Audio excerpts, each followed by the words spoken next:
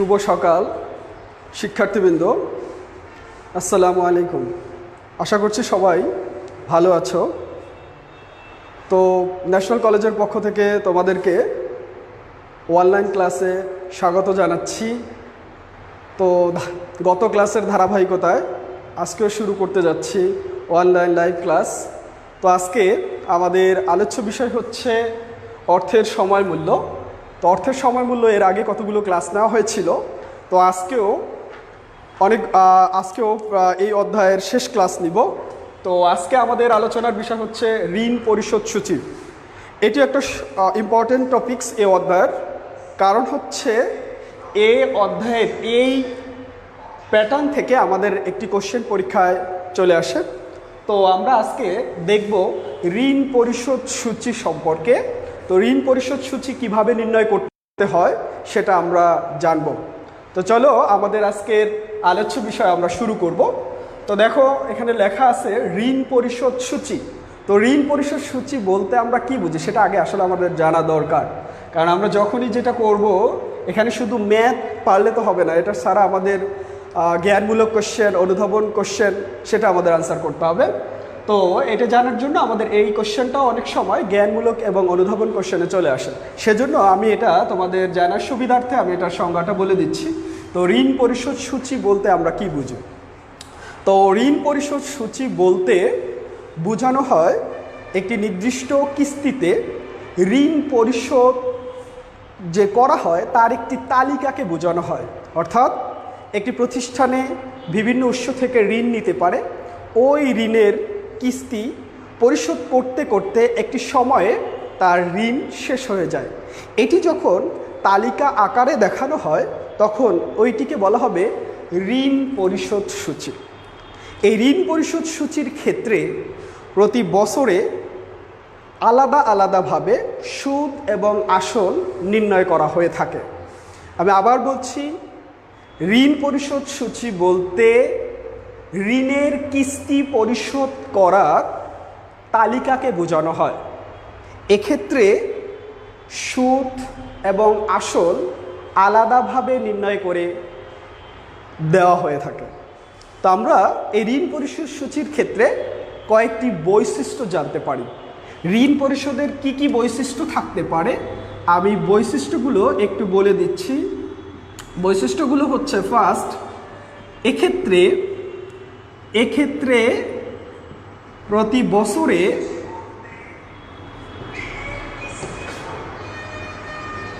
বছরে কিস্তির পরিমাণ সমান হয়ে থাকে।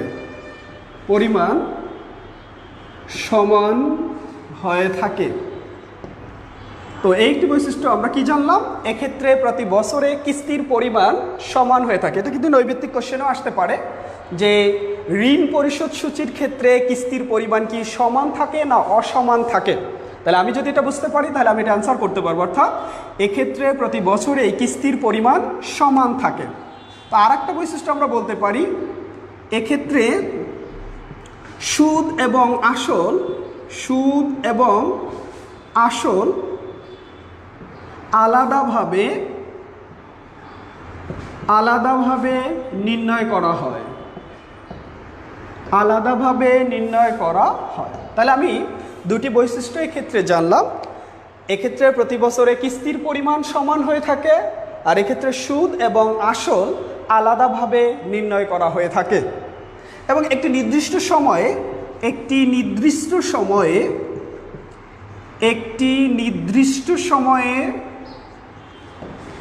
সুদ, আসল বা কিস্তি সম্পূর্ণ হয়ে থাকে।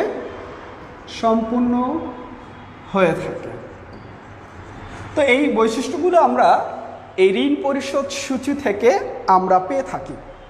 তো দেখো, এই ঋণ পরিশোধ সূচি করতে গেলে আমাদের অনেক সময় অঙ্কের ভিতরে কিস্তির পরিমাণটা দেওয়া থাকে, আবার যদি কিস্তির পরিমাণটা দেওয়া না থাকে সেক্ষেত্রে আমাদের কিস্তি বের করে নিতে হবে, তারপরে আমরা ঋণ পরিশোধ সূচি। তো ঋণ পরিশোধ সূচি দেখলে আসলে এটা তালিকা আকারে প্রকাশ করতে হবে। এটার মানে হচ্ছে যে মনে করো আমি 5 বছরের জন্য একটি প্রতিষ্ঠান থেকে ঋণ নিয়েছিলাম। তো এক্ষেত্রে আমি কিস্তি কত টাকা দিব প্রতি বছরে সেটা নির্ণয় করে আমাদের এই কিস্তি পরিশোধ করতে করতে আমাদের এমন এক সময় আসবে যে ওই প্রতিষ্ঠানের ঋণ দেওয়ার মতো টাকা আর আমার থাকবে না, অর্থাৎ আমি সম্পূর্ণ ঋণটা কী করে দিলাম, পরিশোধ করে দিলাম। এই পরিশোধ করতে করতে আমরা দেখব যে এক সময়ে আমাদের ঋণ আর থাকতেছে না, আমি ঋণটা পরিশোধ করে দিয়েছি। এটা যখন আমি একটা তালিকার মাধ্যমে দেখাবো তখন কিন্তু এটা কি আমরা বলতে পারবো ঋণ পরিশোধ সূচি। তো আশা করি ঋণ পরিশোধ সূচি বলতে আমরা কি বুঝি সেটা সবাই বুঝতে পেরেছি।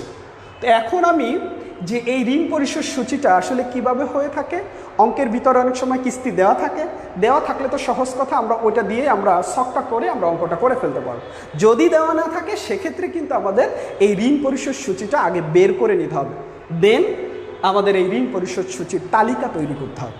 ওকে, তো যাই হোক আমরা আজকে একটা অঙ্ক করব। এর আগে আমি উদ্দীপকটা দেখব, উদ্দীপক দেখার পরে আমরা কোশ্চেনটা সলভ করব। তো যাই হোক চলো আমি আজকে যে উদ্দীপকটা দিব এই উদ্দীপকটা একটু খেয়াল করবে সবাই। তো সেক্ষেত্রে আমরা উদ্দীপকটা আচ্ছা দেখ, তো ঋণ পরিশোধ সূচি আমি এটা মুছে ফেললাম যে বৈশিষ্ট্যগুলো।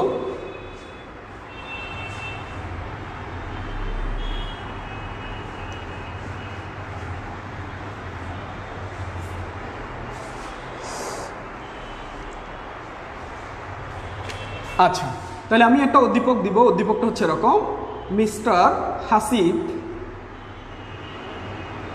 মিস্টার হাসিব বাড়ি কেনার জন্য 12% সুদে 12% সুদে সোনালী ব্যাংক থেকে সোনালী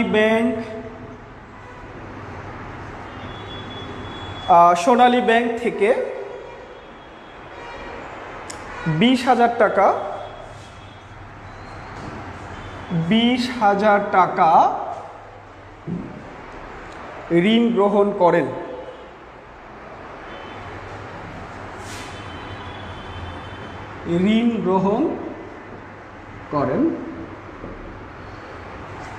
তো সেক্ষেত্রে 20,000 টাকা সে ঋণ গ্রহণ করে। আগামী 5 বছরে বছর শেষে আগামী 5 বছর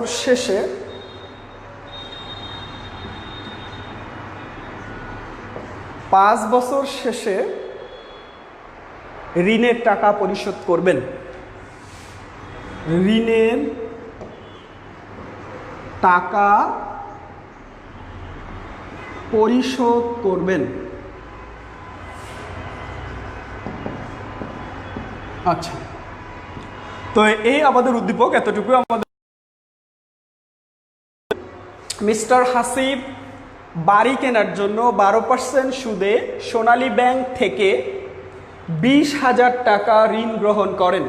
আগামী 5 বছর শেষে ঋণের টাকা পরিশোধ করবেন, অর্থাৎ সে 20,000 টাকা ঋণ নিয়েছে, এটি সে 5 বছরে পরিশোধ করে দিবে। এখন এক্ষেত্রে কিন্তু আমাদের কিস্তির পরিমাণটা দেওয়া নেই, সেক্ষেত্রে আমাদের বের করতে হবে। আবার অনেক সময় কোশ্চেনের মধ্যেও কিস্তির পরিমাণটা দেওয়া থাকতে পারে বের করে, সেক্ষেত্রে তো আমাদের বের করতে হবে না। সেক্ষেত্রে আমরা একটা তালিকা তৈরি করে আমরা এই ঋণ পরিশোধ সূচিটা দেখাবো। তো দেখো আমরা কোশ্চেনটা একটু দেখব। আমরা ক খ কোশ্চেনটি দেখালাম না, আমরা গ হ দুইটি কোশ্চেন আমি দেখাবো। তো দেখো গ নাম্বার কোশ্চেনে আমাদের কি বলেছে। তো এখানে যদি ত্রৈমাসিক চক্রবৃদ্ধিতে, যদি ত্রৈমাসিক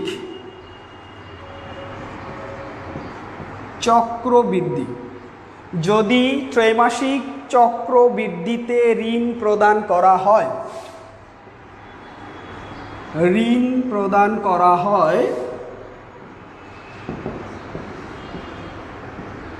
যদি ত্রৈমাসিক চক্রবৃদ্ধিতে ঋণ প্রদান করা হয় তবে কার্যকরী সুদের হার কত? তবে কার্যকরী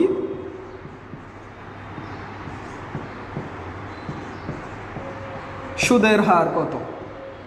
তো এইটি আমাদের নির্ণয় করতে বলছে। এর আগে আমি কিন্তু কার্যকারী সুদ কাকে বলে বা এটির সূত্র আমি কিন্তু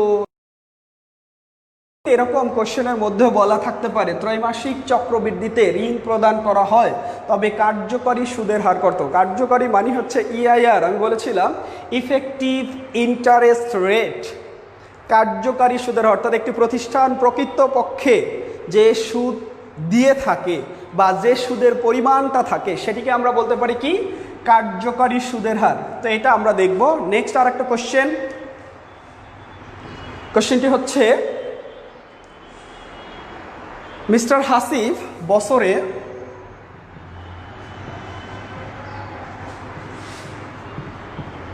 এখানে কিস্তির পরিমাণটা অবশ্যই দেওয়া আছে, ধরে নিলাম বা দেওয়া আছে ৫,৫৪৮ টাকা।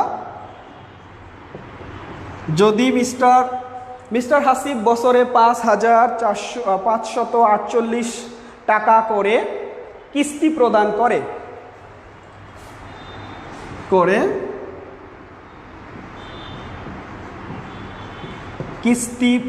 করে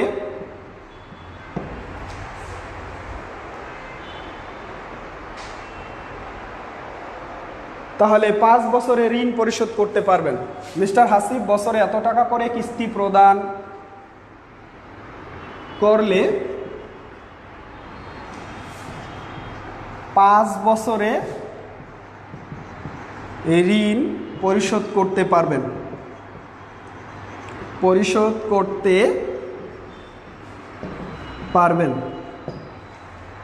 ঋণ পরিশোধ করতে পারবেন।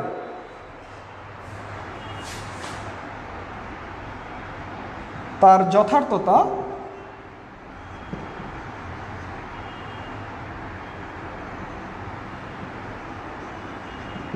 যথার্থতা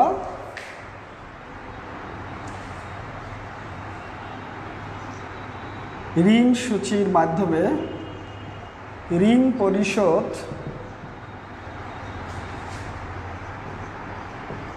সূচির মাধ্যমে দেখাও।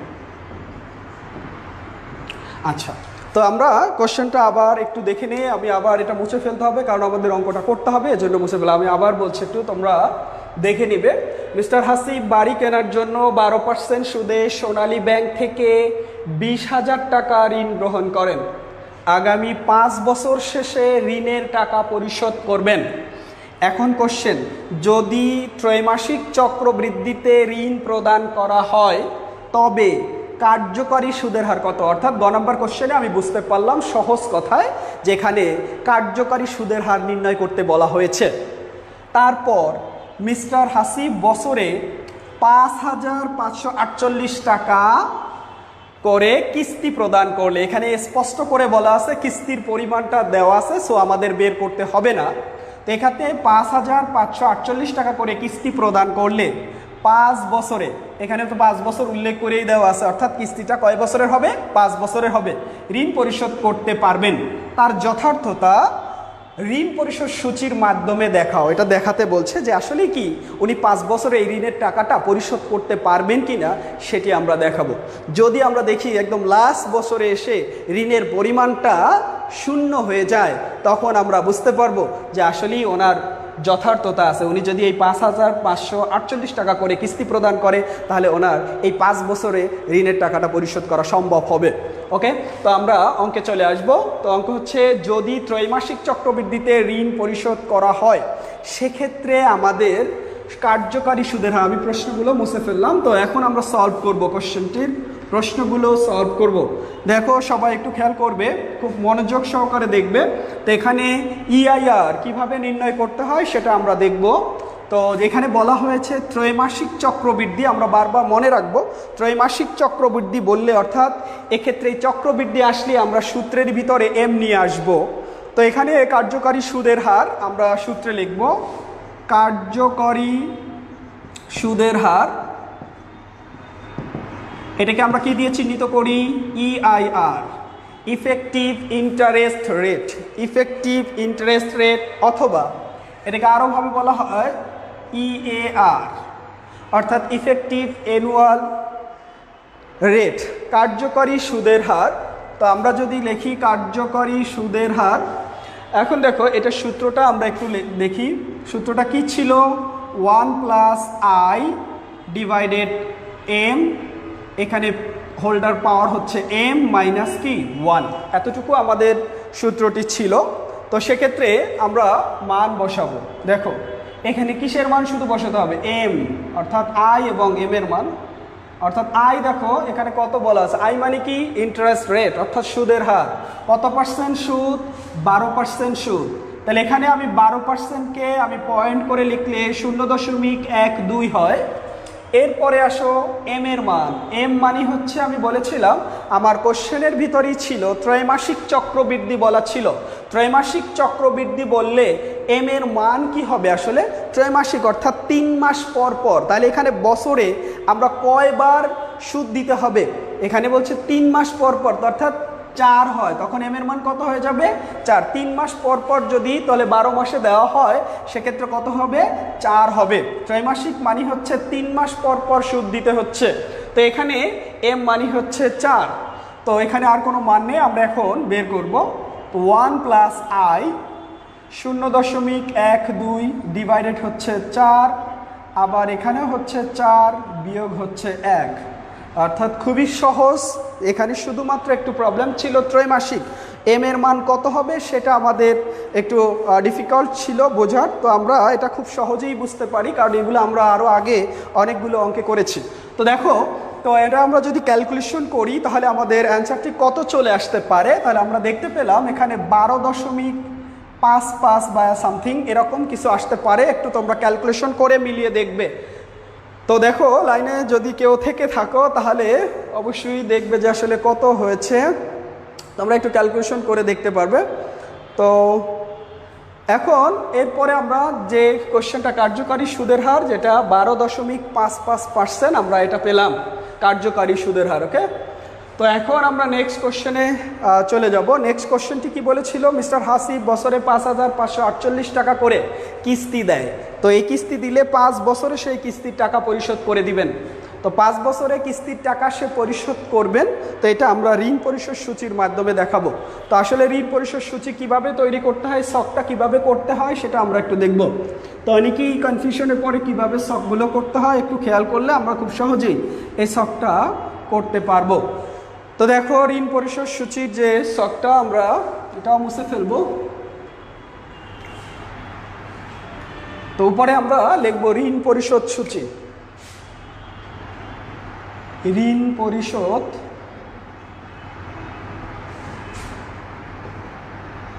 সূচি। তো আমরা শকটা করে নিই।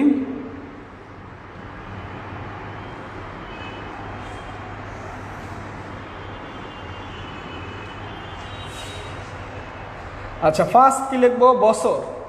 তারপর লিখব বছরের শুরুতে ঋণের পরিমাণ। তারপরে কি লিখব? কিস্তির পরিমাণ। তারপর কি লিখব? সুদ। তারপরে লিখব আসল। তারপর লিখব বছরের শেষে ঋণের পরিমাণ। তো এখানে আমরা 5 বছর করে, অর্থাৎ 5 বছর, এখানে 5 বছরে বলছে কিস্তি দিবে কয়টা? 5টি। সেক্ষেত্রে আমরা 1, 2, 3, 4, 5।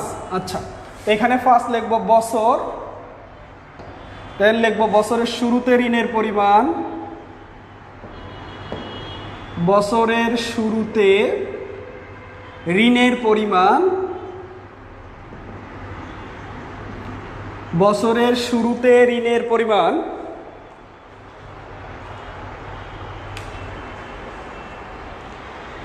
কিস্তির পরিমাণ,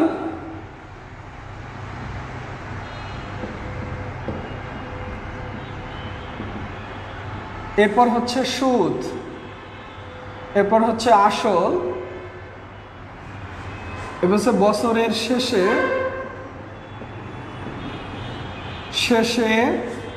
ঋণের পরিমাণ।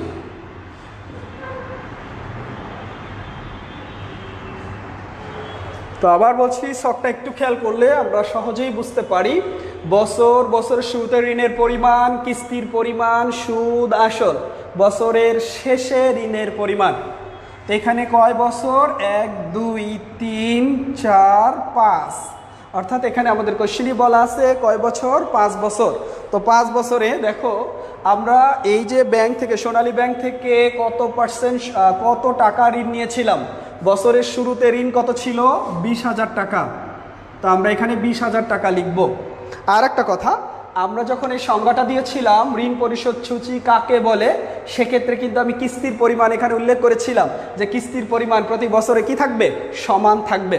তো আমরা কিস্তি কিন্তু কোশ্চেনে দেওয়া ছিল যে আসলে কত টাকা কিস্তি দিবে, 5,548 টাকা, 5,548 টাকা। দেখো এই ঘরের টাকাটা প্রতি বছরই সমান হবে, এটা আমরা আগে লিখে নিতে পারি, কারণ কিস্তির পরিমাণ কি হয়, প্রতি বছরে সমান হয়। এটা আমাদের কোশ্চেনে দেওয়া ছিল, বের করে দেওয়া ছিল, সো আমাদের আর বের করতে হয়নি। তো এক্ষেত্রে 5,548 টাকা। ওকে, তো এখন আমরা বছরের শুরুতে একটু খেয়াল করি, বছরের শুরুতে আমার ঋণ ছিল কত, 20,000। আর এখানে আমাদের কোশ্চেনে কত পার্সেন্ট সুদ দেওয়া হয়েছিল, 12%। একটু এখানে লিখে নেই, কারণ আমাদের সুদটা নির্ণয় করতে হয় এই জন্য। আচ্ছা, তো এখন আমাদের কাজ কি, প্রথম বছরে আমরা কাজ করতেছি, একটু খেয়াল করবে। বছরের শুরুতে আমি ঋণ নিয়েছিলাম কত, 20,000 টাকা, কিস্তি দিয়েছিলাম কত, 5,548 টাকা। এখন এক্ষেত্রে সুদ দিতে হবে কত, 12%। তাহলে আসলে সুদটা কিসের উপরে ধরতে হয়, আমরা জানি ঋণের উপরে। বছরের শুরুতে আমার ঋণ কত ছিল, 20,000, এটার উপরে কত পার্সেন্ট ধরবো, 12%। তো 12% ধরলে আমাদের সুদের পরিমাণটা কত হয়, 2,400 টাকা। একটু খেয়াল করবে, 2,400 টাকা, 2,400 টাকা হচ্ছে আমাদের সুদ প্রথম বছরে। এরপরে আসল, এটা আসলে কিভাবে বের করব, আসলটা বের করব কিভাবে, অর্থাৎ কিস্তির টাকা থেকে, এই যে কিস্তির পরিমাণ 5,548 টাকা, এখান থেকে 2,400 টাকা মাইনাস করতে হবে। তো কিস্তি থেকে সুদ মাইনাস করে আসলের ঘরে টাকা লিখতে হবে। তো 5,548 টাকা থেকে 2,400 টাকা মাইনাস করলে আমাদের আসল বের হয়ে যাবে। তো আসল হচ্ছে 3,148 টাকা, 3,148 টাকা। তো আমরা কিভাবে বের করলাম, কিস্তির টাকা থেকে সুদের টাকা মাইনাস করলাম। এরপরে বছরের শেষে ঋণের পরিমাণ কত হবে, এটা আসলে কিভাবে বের করব। দেখো আগের ঋণ ছিল কত, 20,000, এখন আমার আসলের ঘরে কত টাকা হয়েছে, 3,148। অর্থাৎ এই 20,000 টাকা থেকে 3,148 টাকা কি করতে হবে, মাইনাস করতে হবে। তো মাইনাস করলে আমাদের আসে কত, 16,852, 16,852 টাকা। তো এটা আসছে আমাদের বছরের শেষে ঋণের পরিমাণ। দেখো প্রথম বছরের শেষে যে ঋণ, পরবর্তী বছরের শুরুতে সেই ঋণ। তো একটু খেয়াল করবে, প্রথম বছরের শেষে যে ঋণ, পরবর্তী বছরের শুরুতে সেই ঋণ। তো 16,852 টাকা। সেক্ষেত্রে এক্ষেত্রে ওই রকম, এখন সুদ ধরতে হবে কত টাকার উপরে, 16,852 টাকার উপরে। কত পার্সেন্ট, 12%। তো 12% করলে আমাদের সুদের পরিমাণ কত আসে, 2,022 পয়েন্ট সামথিং। আমি পয়েন্টটা নিলাম না, তো 2,022 পয়েন্ট সামথিং আসবে।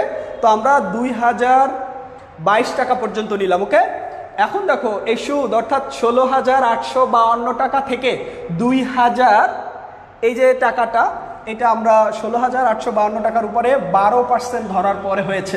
এখন কি করব, এই কিস্তির টাকা থেকে সেম নিয়মে, আগের নিয়মই, যে 5,548 টাকা থেকে 2,022 টাকা আমরা মাইনাস করব। তো সেক্ষেত্রে মাইনাস করলে আমাদের কত আসে, 3,525 টাকা, 3,525 টাকা, 3,525 টাকা আমরা লিখব। এরপরে দেখো এই 16,852 থেকে 3,525 টাকা মাইনাস করতে হবে 13,327 বা 26 এরকম, 13,327 টাকা হয়। এই 1 টাকা 2 টাকা এখানে কম বেশি হতে পারে, কারণ হচ্ছে আমি এখানে পয়েন্ট করে নেইনি, পয়েন্টগুলো নেইনি, পয়েন্টের পর যেটা অ্যামাউন্টটা থাকে সেটা আমি নেইনি। সেক্ষেত্রে দেখো, এক্ষেত্রে আমি যদি বছরের শেষে ঋণের পরিমাণ যদি আমাদের এটা হয় 13,327 টাকা, সেটা আমাদের পরবর্তী বছরে ঋণের পরিমাণ 13,327। এইটার উপরে আবার কত পার্সেন্ট, 12% আমাদের ধরতে হবে। তো 12% ধরলে আমাদের কত আসে আমরা একটু দেখব, 1,599। অর্থাৎ এটার উপরে ধরলে 99 টাকা আসবে, বা পয়েন্ট সামথিং 1 টাকা 2 টাকা কম বেশি হতে পারে, কারণ পয়েন্টের পরে আমি যে অ্যামাউন্টটা হবে সেটা কিন্তু ধরে নেইনি, এই জন্য এইটা হবে। তো দেখো এখন আসলে আমরা 5548 টাকা থেকে 1599 টাকা আমি কি করব, মাইনাস করব। তো মাইনাস করলে আমাদের অ্যামাউন্টটা কত আসে আমরা একটু দেখি নিই। অ্যামাউন্টটা হবে হচ্ছে 3948 পয়েন্ট সামথিং, অর্থাৎ 3949 লিখলাম। ওকে, তো দেখো এখানে কম বেশি আমরা আবার বলছি যে 1 টাকা 2 টাকা কম বেশি হতে পারে, কারণ আমি পয়েন্টের পরে যে অ্যামাউন্টটা থাকে ওইটি নেইনি। ওকে, তো এরপরে দেখো 13,327 থেকে 3,949 টাকা কি করব, বাদ দিয়ে দেখাবো। তাহলে আমি বছরের শেষে ঋণ থাকবে কত সেটা দেখতে পাবো। তো 9,377, 9,377, তো এখানে 9,377 টাকা আমি দেখতে পেলাম। এরপরে দেখো চতুর্থ বছরে আবার 9,377 টাকা আসবে। তো সেক্ষেত্রে আমরা এটার উপরে আবার কত পার্সেন্ট ধরবো, 12% ধরবো। তো 12% ধরলে কত হয়, 1,125 টাকা। 1,125 টাকা এখান থেকে মাইনাস করব, মাইনাস করলে আমাদের কত হয়, 4,423 টাকা বা 22 টাকা, 4,423 টাকা ধরলাম। এখানে এটা যদি মাইনাস করি তাহলে 4,954 টাকা, 4,954 অথবা 55 টাকা ধরলাম। আচ্ছা, 4,955 পরবর্তী বছরে ঋণের পরিমাণ হবে। এটার উপরে আবার 12% আমরা সুদ ধরবো। তো 12% সুদ ধরলে আমাদের এখানে কত হবে, 594, আমি 595 টাকা ধরলাম।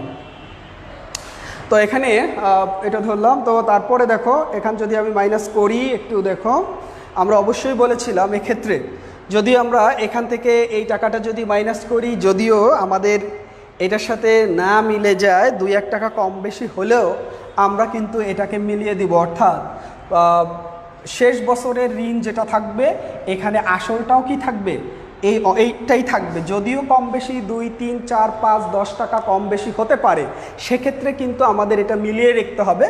তো এখানে দেখো আমরা 4,955, এখান থেকে 500, আমরা এই যে 5,548 টাকা এখান থেকে এটা মাইনাস করলে আমাদের এই টাকাটা হতে হবে, কারণ এই টাকা যদি না হয় সেক্ষেত্রে যদি আমি এখান থেকে মাইনাস করি এখানে কিন্তু আমার জিরো আসবে না, হয়তো বা 2-1 টাকা কম বেশি হতে পারে। সেক্ষেত্রে কিন্তু আমরা এই টাকাটাই লিখব, 4,955 টাকা। তো এক্ষেত্রে এই টাকাটার সাথে এই টাকার অবশ্যই মিলবে, যদিও কম আসে তারপরও কিন্তু আমাদের লিখতে হবে। তো এখানে একটা স্টার চিহ্ন দিয়ে রাখবে, কারণ অনেক সময় 2-1 টাকা কম বেশি হওয়ার কারণে আমরা এটা রাউন্ডিং এরর লিখব। রাউন্ডিং এররের কারণে আমাদের এটা হবে না, অর্থাৎ এখানে কিন্তু আমাদের ব্যালেন্স কি হবে, জিরো। অর্থাৎ আমি বলেছিলাম যদি ওই লোকটি 20,000 টাকা ঋণ নেয় এবং 5 বছর করে এরকম ঋণ পরিশোধ করতে থাকে, তাহলে এক সময় তার ঋণটা পরিশোধ করা হয়ে যাবে, তখন কিন্তু সে আর ওই ব্যাংকে কোনো ঋণ দিবে না, অর্থাৎ পরিশোধ করা হয়ে যাবে। এটা যখন আমরা ছক আকারে দেখালাম সেটাই আমাদের ঋণ পরিশোধ সূচি হলো। তো এখনও দেখতে পেলাম এখানেও এই একই রকম হয়েছে, অর্থাৎ বছরের শেষে তার আর ঋণ থাকছে না। তো এখানে আমি যে এই ইয়াটা দিয়েছিলাম, স্টার চিহ্নটা দিয়েছিলাম, অর্থাৎ এখানে 2-1 টাকা কম বেশি হতে পারে ক্যালকুলেশনে। তো সেক্ষেত্রে এখানে আমরা এই স্টার চিহ্নটা দিয়ে এখানে লিখে নিব রাউন্ডিং এরর, রাউন্ডিং এরর। অর্থাৎ এখানে কিছুটা ভুল থাকতে পারে, এটা কিন্তু তোমাকে দেখিয়ে দেওয়া হয়েছে। এখানে 2, 4, 5, 10 টাকা কম বেশি হতে পারে, সেক্ষেত্রে আমরা কিন্তু এটি মিলিয়ে রাখবো। ওকে, তো এটাই হচ্ছে রাউন্ডিং এরর। আর এখন দেখো আমাদের কোশ্চেনে ছিল যে আসলে কি 5 বছরে সে ঋণ পরিশোধ করতে পারবে। হ্যাঁ, আমরা এই ঋণ পরিশোধ সূচি তৈরি করার মাধ্যমে আমরা দেখতে পেলাম অবশ্যই তিনি 5 বছরে ঋণটা পরিশোধ করে দিতে পারবে। তাহলে তার উক্তিটা আসলেই যথার্থ হয়েছে। তো আমরা এই কোশ্চেনে এরকম করে তারপরে কিন্তু আমরা লিখবো তার উক্তিটি যথার্থতা হয়েছে, অর্থাৎ সে 5 বছরে ঋণটা পরিশোধ করতে পারবে। তো এই আজকে আমরা এই যে ঋণ পরিশোধ সূচি কিভাবে তৈরি করতে হয় সেটা আমরা দেখলাম। অনেক সময় কিস্তির পরিমাণ দেওয়া থাকে না, যদি কিস্তির পরিমাণ দেওয়া না থাকে তখন কিন্তু কিস্তির পরিমাণটা বের করে নিতে হবে। আর যদি দেওয়া থাকে তো ভালো কথা, তো আমাদের আর বের করতে হবে না, এখানে যে কিস্তির পরিমাণটা দেওয়া থাকে সেটা দিয়েই আমরা এই কোশ্চেনটা বের করতে পারি। তো যাই হোক, এই অধ্যায় থেকে আমাদের যে আলোচনা হয়েছে, তো এই আলোচনাগুলো অবশ্যই সবাই বুঝতে পেরেছো বা এরপরে তোমরা নিজেরাই একটু প্র্যাকটিস করবে, তাহলে আমি মনে করি যে এই অধ্যায় থেকে যতই কোশ্চেন যেভাবেই আসুক না কেন তোমরা ইনশাল্লাহ পরীক্ষায় দিতে পারবে। তো যাই হোক, আজকে এই অধ্যায়ে আবার পরবর্তী ক্লাসে, তো আগামী কালকে 10:50 আবার ক্লাস আছে, এখানে আমি অন্য নতুন একটি অধ্যায় নিয়ে তোমাদের মাঝে হাজির হব। সে অধ্যায়টি হতে পারে চতুর্থ অথবা পঞ্চম, যে চতুর্থতে আমাদের আর্থিক বিবরণী আছে, আর্থিক বিবরণী বিশ্লেষণ আছে, আর পঞ্চম অধ্যায় স্বল্প মেয়াদী ও মধ্যমেয়াদী অর্থায়ন আছে, সেটি নিয়ে আলোচনা করতে পারি। তো যাই হোক, আজকে এই পর্যন্তই। সবাই সুস্থ থাকবে, ভালো থাকবে, আল্লাহ হাফেজ।